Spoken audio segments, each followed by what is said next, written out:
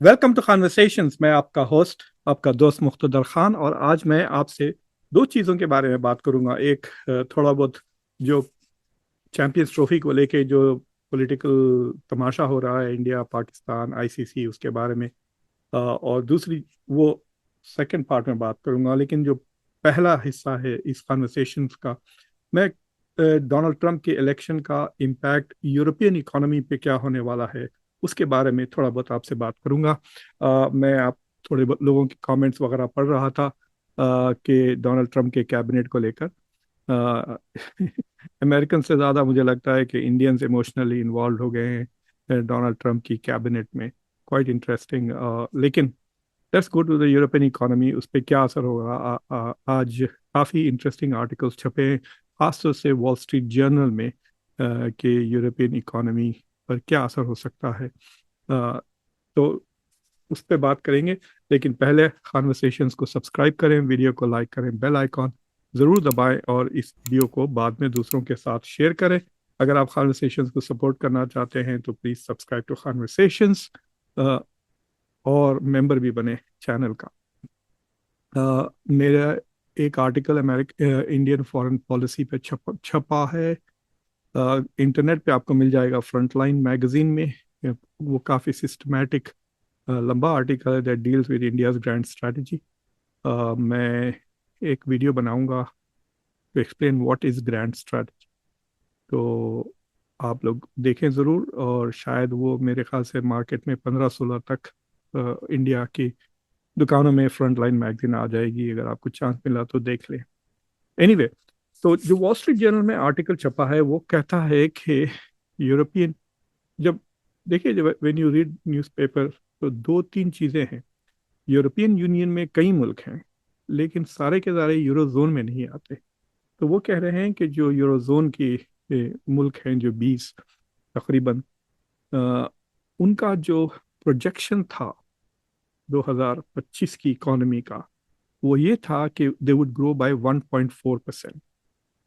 लेकिन अब उन्होंने उसको डाउनग्रेड कर दिया है टू 1.3%। यानी आइंदा 2025 में European economy will grow at 1.3%। तो ये जो ग्रोथ प्रोजेक्शन है, ये सिर्फ ऐसी बात करने के लिए नहीं है। इसका जो सबसे अहम टूल होता है, it is a planning instrument. तो फॉर एग्जांपल, लेट्स से कि आप नेक्स्ट ईयर का आपका बजट बना रहे हैं कि आप एक्सपेंडिचर क्या करेंगे। So in order to have a budget, आपको रेवेन्यू या इनकम को फोरकास्ट करना पड़ता है। तो that is where the growth rate comes. कि अगर आपकी इनकम 100 है, डॉलर है, और आप प्रोजेक्ट कर रहे हैं कि 2% से वो ग्रो हो जाएगी, तो आपके पास अगले साल $102 है। तो you plan your budget accordingly कि हमारी इतना रेवेन्यू है। तो इनकी जो बजट प्लानिंग हो गई थी वो 1.4% पे हो रही है, लेकिन अब फोरकास्ट आ रहा है कि दैट इज कम डाउन। तो जब ग्रोथ, जीडीपी ग्रोथ कम हो जाता है, तो उसके काफ़ी असरात है। एक जो स्टेट का रेवेन्यू है, यानी टैक्स कलेक्शन वगैरह, वो कम हो जाता है। दैट डजंट मीन कि वो ऑटोमेटिकली वेलफेयर स्कीम्स वगैरह बंद कर सकते। जो लाभार्थी है यूरोप में, वो इमीडिएटली थोड़ी बंद कर देंगे। वो देखें से ओके सॉरी, हम आपको आज एक हफ्ते के लिए हेल्थ केयर नहीं प्रोवाइड कर देंगे, 2 हफ्तों के लिए स्कूल बंद कर देंगे, इस तरह की चीज़ें तो नहीं कर सकते वो। तो विच मीन्स कि वो जो गैप है बिटवीन जो स्पेंडिंग जो ऑलरेडी बजटेड है और जो इनकम जो प्रोजेक्टेड है, और उसके गिरने से जो गैप है, वो बोरोइंग के थ्रू किया जाता है, जिससे डेफिसिट बढ़ जाता है। तो डेफिसिट बजटिंग बढ़ जाती है, द अमाउंट ऑफ डेफिसिट। फिर उसको कॉम्पनसेट करने आप बाहर से लोन लेते हैं, और उस लोन से आपको इंटरेस्ट पेमेंट्स बढ़ जाता है इन योर नेक्स्ट ईयर। वो इंटरेस्ट पेमेंट्स बढ़ने से then again a lesser share of the budget is available to spend for welfare, defence, education. तो it's like a vicious cycle में आप फंस जाते हैं। That is why GDP growth इतना इंपॉर्टेंट हो जाता है कि it can get you out of this trouble. तो फॉर एग्जांपल, अब डोनाल्ड ट्रंप आए हैं तो रिपब्लिकन टैक्स काटने की कोशिश। जब वो टैक्स कट करते हैं तो ऑब्वियसली गवर्नमेंट की जो इनकम है वो कम हो जाती है। तो या तो वो बोरो करें तो कॉम्पनसेट, या ग्रोथ बढ़ाएं। सो द असम्पशन है कि टैक्स कट होने की वजह से it trigger the economy will grow at a higher rate. अभी अमेरिका की इकोनॉमी पिछले साल यानी इस पिछ 2024 में about 2.5% से ग्रोथ हुई है, and it is expected कि 2.1% से it will grow next year. और अगर ट्रम्प जो इमीडिएटली अगर वो अनाउंस कर देते हैं कि we going to get tax cuts और he moves on it faster, तो हो सकता है कि इंडिया यूएस का GDP by the end of the year of 2025 might even reach 2.53. उनके इनकमिंग डिफेंस सेक्रेटरी की बात सुन रहा था मैं, वो कह रहे हैं कि we need to double the growth rate of the US to 4 to 5% के करीब. Will see about that. मुझे याद नहीं है कब, सिर्फ एक साल कोविड के बाद I think the US grew at 5%, but that was because of the V recovery, यानी वो रिबाउंड हो रहे थे फ्रॉम कोविड के वजह से जो असर हुआ था economy. But coming back to Europe, तो यूरोप का जो 1.3% ग्रोथ है, it's going to create a huge set of problems सारे यूरोपियन इकोनॉमीज को, खासतौर से उनके जो बड़े इकोनॉमीज है जर्मनी फ्रांस को लेकर. जर्मनी फ्रांस और स्पेन वगैरह. और स्पेन में अभी आपने देखा एनवायरमेंटल डिजास्टर्स जो हुए हैं, उसका भी it has a direct impact on the economy. लेकिन जो दूसरी बुरी खबर है यूरोप यूरोप के लिए, वो ये है कि उनकी जो प्रोडक्शन है या उनकी जो मैन्युफैक्चरिंग है, वो गिर गया है 2% से. So that is another problem. अगर मैन्युफैक्चरिंग 2% से गिर रही है, that means there will be people who will lose jobs and there will be less exports. तो आपका ट्रेड डेफिसिट भी बढ़ जाता है.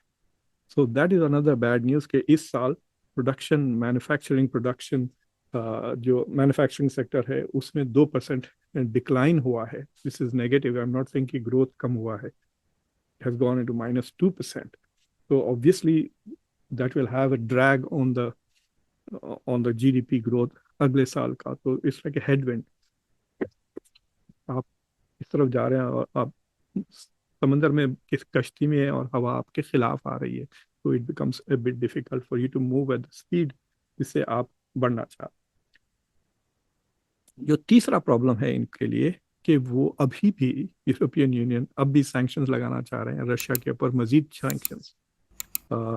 तो वो एक इंटरेस्टिंग प्रॉब्लम है. इस वक्त हंगरी इज द चेयरपर्सन और उनके प्राइम मिनिस्टर और बैंक कह रहे हैं कि भाई अगर आप और सैंक्शंस रशिया पे लगाएंगे तो यूरोपियन इकोनॉमी कोलैप्स हो जाएगी.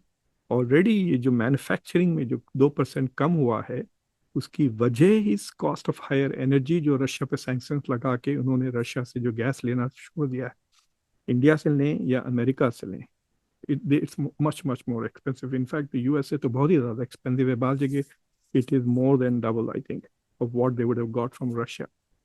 तो this जो एनर्जी क्राइसिस क्रिएट हो गई है रशिया और यूक्रेन की जंग की वजह से, well not because of the जंग, जो यूरोप का रिस्पॉन्स था कि वो रशिया पे जो सैंक्शंस लगाए, तो उसके ऊपर वजह से ये. देखिए, यूरोप इज नॉट अमेरिका. जब अमेरिका सैंक्शंस लगाता है इतना असर नहीं होता अमेरिकन इकोनॉमी पर. अमेरिका के रशिया के ऊपर जो अमेरिका ने सैंक्शंस लगाए उससे हम पर ज़्यादा फर्क नहीं पड़ रहा है. We are very big economy. लेकिन Europe is not like that. Europe can not do the things जो अमेरिका कर रहा है. पूरा यूरोप तकरीबन 500 मिलियन उसका पॉपुलेशन, अमेरिका से 100 मिलियन ज़्यादा, 100-150 मिलियन ज़्यादा है. उनकी इकोनॉमी अमेरिका से $10 ट्रिलियन कम है. So they can't go around. It's like saying कि आप इमेजिन आप किसी दोस्त के साथ फिर रहे हैं जो आपसे डबल पैसे कमाता है और आप उसी के चॉइस के रेस्टोरेंट्स में जा रहे हैं, उसी के चॉइस के वेकेशंस पे जा रहे हैं. आप तो बैंकरप्ट हो जाएंगे, he might still have savings, right. तो आप अपनी हैसियत में रहें. तो Europe has gone beyond it's economic capacity. जो वो रशिया पे सैंक्शंस लगाए जा रहे हैं, तो उसके वजह से अब उनकी मैन्युफैक्चरिंग ग्रोथ तो छोड़ दें, अब रिसेशन में आ गई है, 2% decline. So that is another problem कि अगर वो और मजीद सैंक्शंस लगाते हैं रशिया पर, then they are going to suffer kind of a collapse in the economy. ये और बैंक का बयान है. आई डोंट नो, मतलब और bank obviously pro Russia leader है यूरोप में और he doesn't want new sanctions against Russia, तो इस वजह से भी वो इस तरह का बयान दे रहे होंगे. But the point is very simple and clear कि Europe can not continue to go in the way. अब डोनाल्ड ट्रंप आते हैं, ये चौथा प्रॉब्लम है यूरोप के लिए। डोनाल्ड ट्रंप ने बार बार कहा कि he is going to have a policies which is America first. ये जो ग्लोबलाइजेशन वगैरह है, डोनाल्ड ट्रंप का ख्याल है कि अमेरिका ने दूसरों को अमीर बनाने के लिए खुद को गरीब बना लिया, क्योंकि it has invested in a particular global order. और दूसरे कंट्रीज को उसमें इनवाइट करने के लिए, खास तौर से चाइना, उसके बाद इंडिया, अमेरिका ने जो कंसेशंस वगैरह दी हैं दूसरे कंट्रीज को, उसके वजह से वो फायदे उठा रहे हैं and they are not returning. यानी हम उनसे इंपोर्ट कर रहे हैं लेकिन वो हमसे इंपोर्ट नहीं कर रहे हैं। तो इस तरह से एक इम्बैलेंस हो गया है ग्लोबल इकोनॉमी में, जिसका बोझ according to Donald Trump America उठा।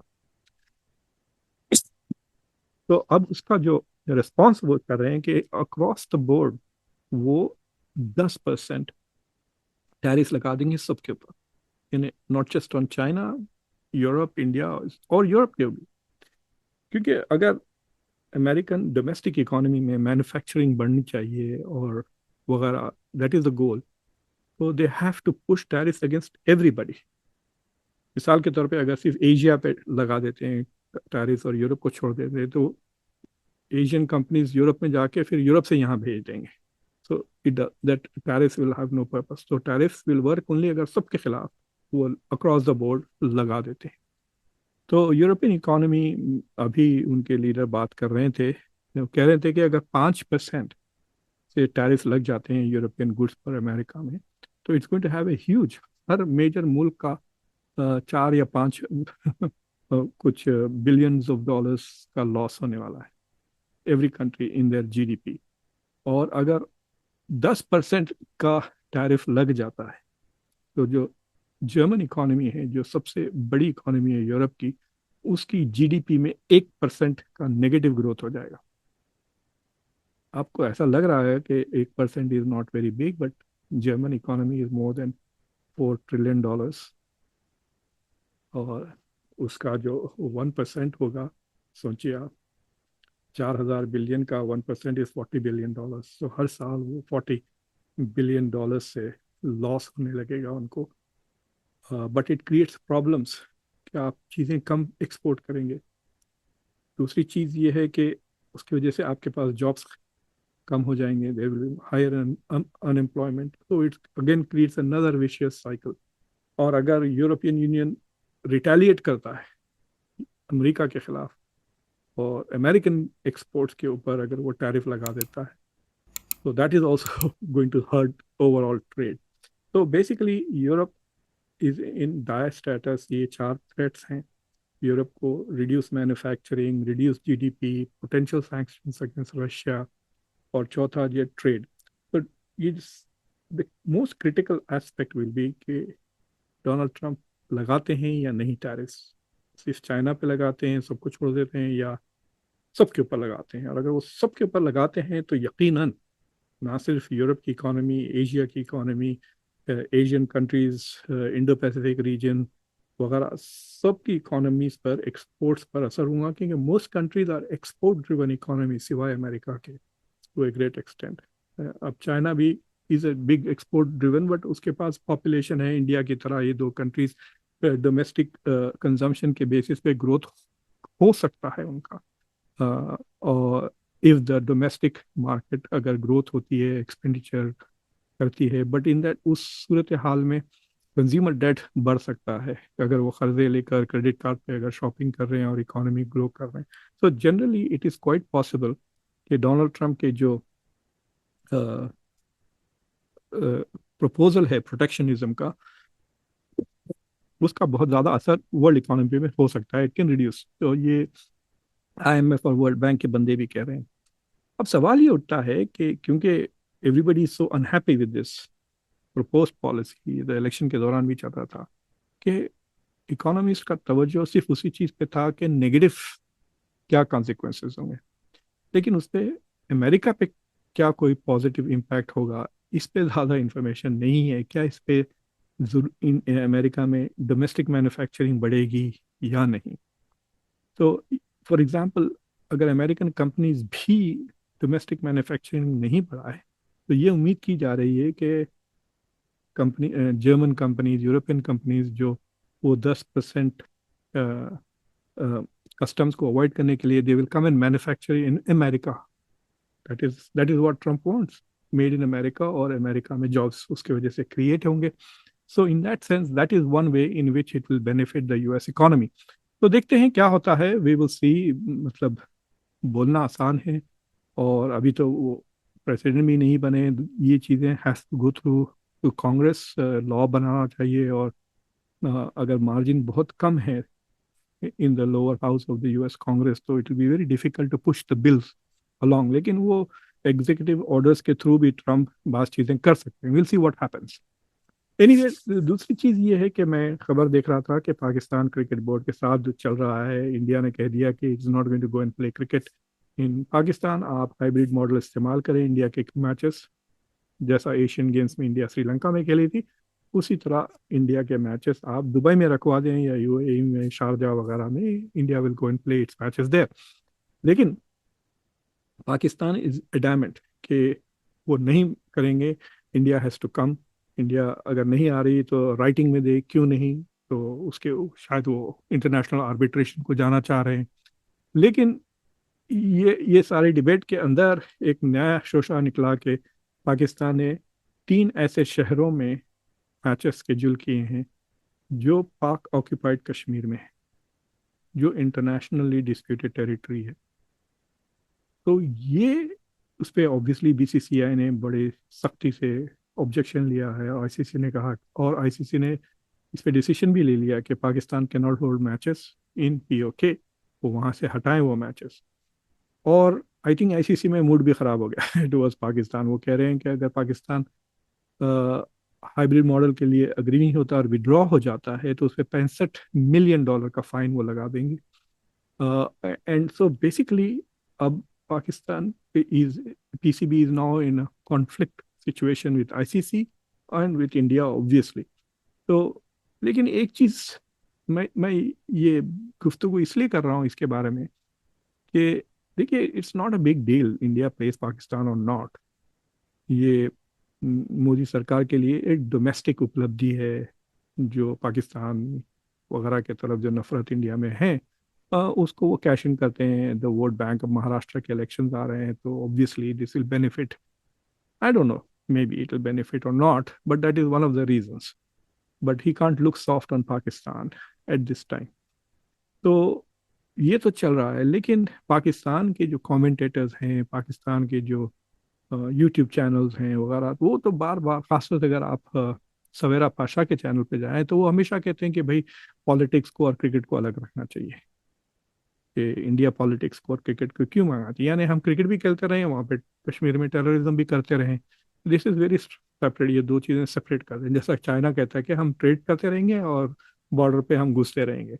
सो तो वो अजीब सा कॉन्सेप्ट था. I agree completely with the Indian government के कि भाई अगर आपके साथ इतनी हॉस्टाइल अगर ताल्लुकात है कि आप हमारे बॉर्डर को ब्रीच करके आके वायलेंस क्रिएट कर रहे हैं, then why should we be talking to you on friendly terms in any area. तो ये कहना कि क्रिकेट को और पॉलिटिक्स को अलग रखें, ये पाकिस्तान का मानता था. इंडिया का was no cricket until the politics are normalize. लेकिन अब ये जो हरकत पीसीबी ने की है, जो स्केड्यूल किया है पीओके में, वो सरासर बदमाशी है. That is deliberate provocation in diplomatic terms. और it is also a way to provoke India not to come. यानी वो, मुझे लगता है they are going to subvert the champions trophy, which I find very very strange. कि what they are trying to achieve इसमें मुझे समझ में नहीं आ रहा है. हैदराबाद में एक कहावत है कि छुरी तरबूज पे गिरे या तरबूज छुरी पे गिरे, कटता तो तरबूज ही है. तो इसमें इस कॉन्फ्लिक्ट में Pakistan is not going to come out winner. तो I think it's a big mistake. और ये गैर ज़रूरी है कि इंटरनेशनल क्राइसिस वो पैदा कर रहे हैं. They should have agreed for hybrid. Hybrid वहाँ मैच हो जाते हैं, इंडिया के साथ एक मैच भी हो जाता पाकिस्तान का. पाकिस्तान की cricket team is doing well at least. Suddenly T20 में उन्होंने ऑस्ट्रेलिया को हराया. इंडिया की T20 की टीम को देखिए धमाल कर रही है साउथ अफ्रीका के खिलाफ. So these two teams could have had a great cricket matches Dubai में. और पैसे भी बना लेते दोनों लोग। तो एनीवे, इससे ना तो डिप्लोमेटिक फायदा होने वाला है, ना पॉलिटिकल फायदा होने वाला है, ना फाइनेंशियल फायदा होने वाला है।